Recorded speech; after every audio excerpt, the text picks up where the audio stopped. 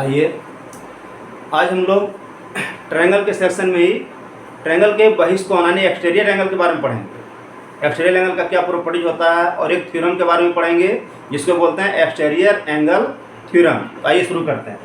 सबसे पहले हम लोग समझते हैं कि एक्सटीरियर एंगल है क्या। तो मान लीजिए एक ट्रायंगल है ABC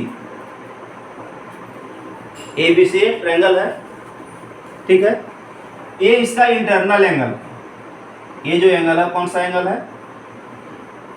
इंटरनल एंगल।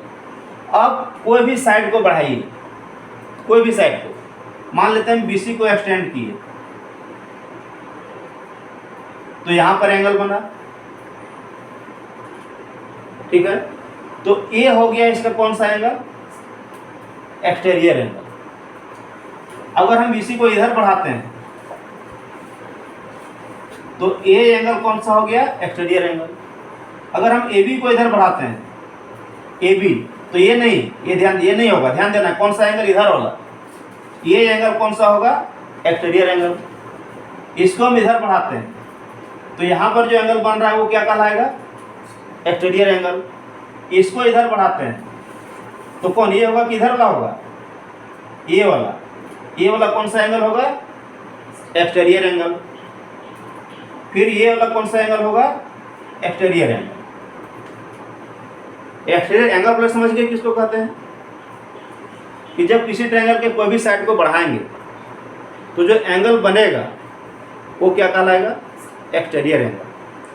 अब इसमें से एक और है जो हम लोग पिछले क्लास में देखे थे, सेंट्रॉइड होता था, incentre, circumcentre, orthocentre. एक और सेंटर होता है, इसको एक्स सेंटर बोलते हैं। अब ये किस सीढ़ियाँ का नाम है, आइए समझते हैं। देखिए ये इसका एक्सटीरियर एंगल, ये भी इसका क्या है? Exterior angle. अब इसका अगर हम बाइसेक्ट करें, बाइसेक्ट मतलब दो इक्वल पार्ट में बांटें और एक लाइन खींचें, यानी एक्सटीरियर एंगल का बाइसेक्टर। समझ में आ रहा है? एक इसका इधर वाला भी, ये बाइसेक्टर, ये कहीं जाके मिलेगा।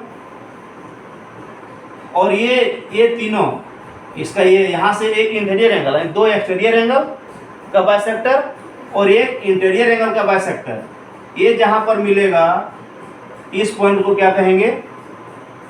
एक्स सेंटर, बाह्य केंद्र, ठीक है। तो इस तरह से तीन बाह्य केंद्र भी होगा। अब अगर हम इधर से देखें तो इसका बाइसेक्टर, फिर इसका बाइसेक्टर और ये इंटरनल एंगल का बाइसेक्टर, ये जहाँ पर मिलेगा ये भी क्या कहलाएगा? X centre. एक और कैसे बन सकता है? एक यहाँ पर दिख रहा है ना, इसको बाइसेक्ट करते हुए आगे बढ़ाएं, इसको बाइसेक्ट करते हुए आगे बढ़ाएं। इसके लिए कौन सा लेना पड़ेगा? ये वाला। इसको यहाँ पर बढ़ाएं, ये तीनों भी कॉन्करेंट होता है, एक पॉइंट पर मिलेगा। तो ये भी क्या कहलाएगा? X centre. और ये हमेशा ट्रायंगल के बाहर ही होगा क्योंकि इसका नाम ही है बाह्य केंद्र, एक्स सेंटर। तो हमेशा ट्रायंगल के क्या होगा? बाहर होगा। एक्स सेंटर समझ गए। अब हम लोग समझते हैं एक्सटीरियर एंगल थ्योरम। और इस थ्योरम का यूज करके भी आपका कॉम्पिटिटिव एग्जाम में बहुत क्वेश्चन पूछता है। अगर आपको ये थ्योरम का कंसेप्ट क्लियर रहेगा तो बहुत सारा क्वेश्चन का आंसर आप सेकंडों में कर सकते हैं। बिल्कुल ईजी है, थोड़ा सा केवल इसको ध्यान से समझना है। मान लेते हैं कि ये कोई ट्रायंगल है ABC, ये इसका एक्सटीरियर एंगल है, मान लेते हैं यहाँ पर, यहाँ नाम दे दिए कुछ B। पहले एक समझिए, आराम से निकल जाए। अब देखिए क्या कहता है बहिष्कोण प्रमेय इसको बोलते हैं। इसमें क्या एक्सटीरियर एंगल थ्योरम में क्या कहता है कि एक्सटीरियर एंगल जो होगा, ठीक है, वो इस ट्रायंगल के दो जो होता है इंटरनल एंगल के सम के इक्वल होता है, यानी ऑपोजिट। उसमें ये चीज को नहीं जोड़ना है, मतलब ये समझना है क्या कहता है इसमें। तो अगर हमको ये निकालना हो angle ACD, angle ACD is equal to होगा angle A plus angle B। इसको सीधा सीधे छोड़ देना, ये इक्वल होगा। अब समझो अगर ये कोण तुम्हारा दिया हुआ 120 डिग्री और ये दिया हुआ है 70 डिग्री, ये कितना होगा और ये कितना होगा? तो इसको तो हम दो तरीके से निकाल सकते हैं क्योंकि ये लीनियर पेयर बना रहा है तो दोनों मिला 180 होगा, यहाँ से भी निकाल सकते हैं। दूसरा है इसको कैसे निकालेंगे? तो हमें एक्सटेंडेड एंगल थ्योरम का अगर यूज करेंगे तो क्या देख रहे हैं, ये जो एंगल होगा इसको और इसको मिला के बनेगा, समझ में आ रहा है?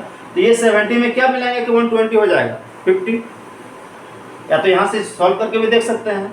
इसके जगह क्या है 120 is equal to angle A हमको फाइंड करना है, प्लस कितना हो गया 70 को इधर ले आएंगे तो 120 माइनस 70 एंगल ए, और ये कितना बच जाएगा 50 is equal to angle A, निकाला जा सकता है। एक्सटीरियर एंगल थ्योरम समझ में आया? अब अगर इसको इस तरह से है, इसमें कहता है कि ये वाला एंगल होता है कौन सा, एक्सटीरियर एंगल, वो जो होता है इस एंगल के दो इंटीरियर ऑपोजिट एंगल के सम के इक्वल होता है। अब अगर हम इधर बढ़ाते हैं, ये देखो ये भी तो बहस कौन बन रहा है, तो ये एंगल किसके सम के इक्वल होता है, सोचो थोड़ा, आ रहा है समझ में? अब इसको बस सिंपल सा तरीका, इसको छोड़ देना, इसके बगल वाला को छोड़ देना है, बाकी जो दो बचेगा जिससे में कौन बचा ए और सी, इस दोनों को जोड़ेंगे किसके इक्वल होगा, इसको कहते हैं एक्सटीरियर एंगल थ्योरम। उम्मीद करते हैं आप लोग को समझ में आ गया होगा। धन्यवाद।